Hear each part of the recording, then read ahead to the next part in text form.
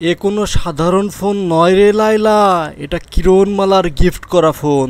আজকে আমি যে ফোনটা রিপেয়ার করতেছি এটার একটা সুন্দর গল্প রয়েছে, চলুন আজকে গল্প দিয়ে শুরু করি। আজকে আমি যে ফোনটা রিপেয়ার করতেছি এটা স্যামসাং গ্যালাক্সি J2 সিরিজের একটি ফোন। এটা 2017 সালে মার্কেটে রিলিজ হয়। এখন অনেকেই বলতে পারেন এত পুরাতন ফোন কি এখন রিপেয়ার করা সম্ভব?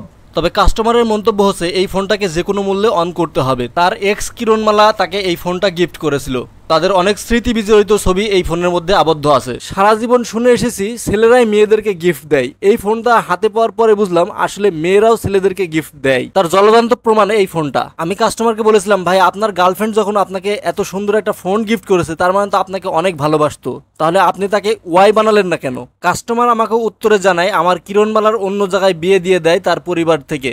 এখন আমার কিরণমালা অন্য জায়গায় আয়ের মতো সংসার করতেছে, তাই তাকে আর ওয়াইটা বানাতে পারেনি। তার দেওয়া এই ফোনটি আমার কাছে শেষ স্মৃতি হিসেবে রয়ে গেছে। আপনি আমাকে এই ফোনটা রিপেয়ার করে দিলে আমার বিয়ের পরে আমার বউকে দিব, হোক সে কটকটি অথবা কিরণমালা। আমি কাস্টমারকে বলেছিলাম আপনার পরের কিরণমালা যদি বুঝতে পারে এটা আপনার আগের কিরণমালার গিফট করা ফোন, তাহলে আপনিও রেডি থাকেন, আপনার কিরণমালা কটকটির রূপ ধারণ করে জুনিয়র সাকিবের মতন একটা ঘটনা ঘটিয়ে দিবে। কাস্টমার দূরের কেউ না, কাস্টমার আমার নিজেরই এক ছোট ভাই। সে আমাকে বলেছিল এলাকায় অনেক জায়গায় এই ফোনটা দেখিয়েছে, তারা কোনোভাবে ফোনটি রিপেয়ার করতে পারেনি, কারণ এই ফোনের সমস্যা ছিল দুইটা। প্রথম নম্বর সমস্যা হচ্ছে এই ফোনে কথা বললে অপর প্রান্তে কথা শুনতে পায় না। দ্বিতীয় নম্বর সমস্যা হচ্ছে এই ফোনে টাচ এবং ডিসপ্লে দুটোই ভেঙে গেছে, এলাকার কোথাও খুঁজে পাইনি এই ডিসপ্লে। ফোনটি খোলার পরে আমি আরো নতুন একটি সমস্যা পেয়েছি, এই ফোনের ব্যাটারিও নেই। আমি কাস্টমারকে বলেছিলাম এই ফোনটি সার্ভিসিং করতে একটু সময় বেশি প্রয়োজন হবে, কারণ এই ফোনের পার্টস পাতিগুলো সঠিকভাবে খুঁজে পাওয়া যাবে না। তোমার আমাকে বলেছিল আপনার যত প্রয়োজন সময় নেন, সমস্যা নেই, তবে আপনি ফোনটা রিপেয়ার করবেন। আর একটা রিকোয়েস্ট, এই ফোনের ডাটাগুলো আপনি কাউকে দেখাবেন না। আমি কাস্টমারকে বললাম যেহেতু আপনি বিশ্বাস করে আমার কাছে ফোনটা দিয়েছেন, অবশ্যই এই ফোনের ডাটা 100% সুরক্ষিত থাকবে, আর সকল ফোনের ডাটা 100% সিকিউরিটি দিয়ে রাখা আমাদের টেকনিশিয়ানদের একটা দায়িত্ব। তবে কাস্টমার এই ফোনটি খুব যত্ন সহকারে ব্যবহার করেছেন।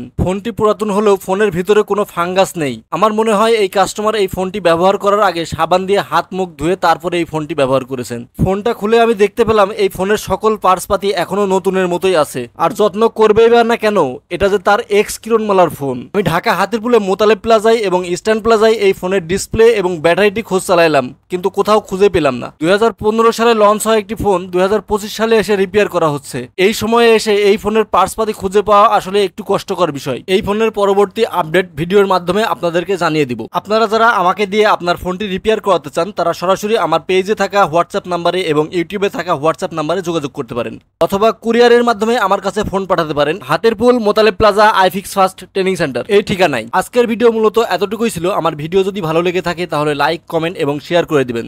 যারা ফেসবুক পেজ থেকে দেখতেছেন তারা পেজটাকে ফলো করে দিবেন, এবং যারা ইউটিউব চ্যানেল থেকে দেখতেছেন তারা চ্যানেলটি সাবস্ক্রাইব করে দিবেন এবং পাশে থাকা বেল আইকনটি চেপে দিবেন। কথা হবে নতুন কোনো ভিডিওতে, সেই পর্যন্ত সবাই ভালো থাকুন, সুস্থ থাকুন, আল্লাহ হাফেজ।